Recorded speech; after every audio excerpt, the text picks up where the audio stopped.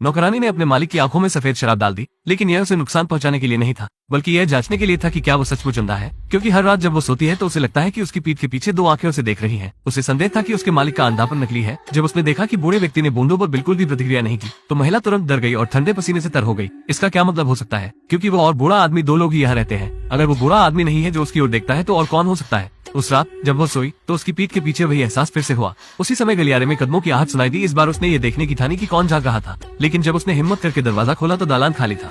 अगली सुबह वो मदद के लिए अपने स्थानीय पादरी के पास पहुंची। उसने कहा कि रात को जब वो सोती थी तो उसे अक्सर ऐसा महसूस होता था कि कोई उसकी ओर देख रहा है, लेकिन वो यह नहीं देख पाती थी कि वो कौन है। पादरी ने उससे कहा कि वो अपना संदेह एक तरफ रख दे और रात होने तक इंतजार करे। उसने सोचा कि रात में अब कोई उसे परेशान नहीं करेगा, लेकिन रात को वो परिचित एहसास वापस आ गया। उसने दरवाजे की ओर देखने के लिए अपना सिर घुमाया और उसमें एक छोटा सा छेद पाया। अजीब बात है, उसके ठीक बाद हर रात दरवाजे में एक और छेद हो जाता था, ये पता लगाने के लिए कि क्या बूढ़ा आदमी उस पर जासूसी कर रहा है। वो उस रात देर तक जागती रही और शांत होने तक इंतजार करती रही। जब दरवाजे के बाहर कदमों की आहट सुनाई दी तो उसने चुपचाप एक खंजर पकड़ लिया। फिर उसने ये पता लगाने का निश्चय किया कि वो कौन है। इस बार वो उसे पकड़ने के लिए सब कुछ जोखिम में डालने का फैसला करती है। लेकिन जब उसने दरवाजा खोला तो गलियारे में कोई नहीं था, ये पता लगाने के लिए कि हर रात उसे देखने वाला वो अंधा आदमी तो नहीं जिसकी वो देखभाल करती है। अगली सुबह उसने जानबूझकर बूढ़े आदमी के सामने अपने हाथ हिलाए, ये देखकर कि बूढ़ा आदमी कोई प्रतिक्रिया नहीं दे रहा है। तो नौकरानी ने जानबूझकर उसे चलने में मदद नहीं की, लेकिन दूसरे व्यक्ति को बार बार उसी रास्ते पर चलते देखकर उसे अचानक लगा कि उसने उसके साथ गलत किया है। बॉस जो सचमुच अंधा है तो हर रात उसकी ओर ताकने वाला कौन है। हर गुजरते दिन के साथ यह समस्या नौकरानी को और भी परेशान कर रही है, लेकिन उसने इसे हल्के में लेने की हिम्मत नहीं की, क्योंकि उसके दरवाजे में हर दिन अधिक से अधिक छेद होते जा रहे थे और रात में यहाँ सोना वाकई डरावना था।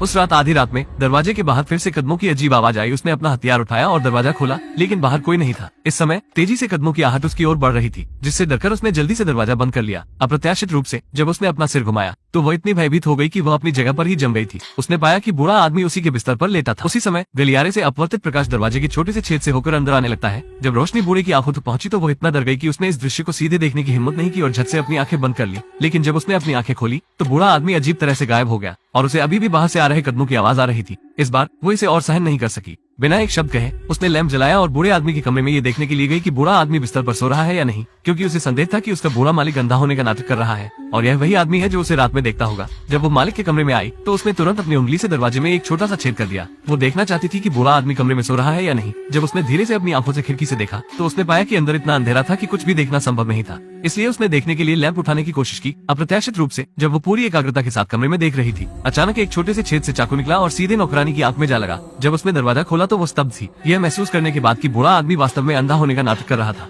नौकरानी को तुरंत लगा कि उसे धोखे में रखा गया है, ये याद करते हुए कि उसने हर रात कैसे डर में बिताई। बिना एक शब्द कहे उसने एक चाकू लिया और उसे देखते हुए उत्तर पश्चिम की ओर भेज दिया। बूढ़ा आदमी चुपचाप जमीन पर गिर गया। नौकरानी ने भागने का विकल्प नहीं चुना, इसके बजाय वो सीधे बूढ़े आदमी के कमरे में चली गई और बूढ़े आदमी के अंतिम संस्कार की तैयारी करने लगी। लेकिन अप्रत्याशित रूप से उसके ठीक सामने जैसे ही उसके पैर गर्म पानी की तरह हो गए थे, आंगन के बाहर दरवाजे पर दस्तक हुई। यहाँ पता चला कि यह पादरी था जो अचानक वहाँ आ गया था। पादरी का यहाँ आने का उद्देश्य बूढ़े आदमी से मिलना था। नौकरानी ने जल्दी से समझाया कि बूढ़ा आदमी अब तक सो चुका है। पादरी को कल वापस आने को कहा, लेकिन ऐसा लग रहा था कि पादरी को इसके बारे में पता था और वो जाने के लिए अनिच्छुक था। संदेह पैदा न करने के लिए नौकरानी को पादरी को घर में लाना पड़ता है और फिर पादरी को भी मारने का अवसर ढूंढना पड़ा। लेकिन जब वे बूढ़े आदमी के कमरे से गुजरे तो नौकरानी को अचानक बूढ़े आदमी के कमरे में एक काली आकृति दिखाई दी। जब वो हैरान दिख रही थी तो सभी लाइटें अचानक बंद हो गई और फिर पुजारी ने उसे बूढ़े आदमी के कमरे में धकेल दिया। उसने पुजारी से दरवाजा खोलने और उसे बाहर जाने देने की विनती की, लेकिन उसने यह उम्मीद नहीं की थी कि पुजारी इस समय अचानक गायब हो जाएगा। वो नौकरानी को बूढ़े आदमी के कमरे में अकेला बंद करके गायब हो गया था। जैसे ही दरवाजे के बाहर से परिचित आवाज फिर से आई, एक लैंप अचानक उसके पीछे दिखाई दिया। जाहिर है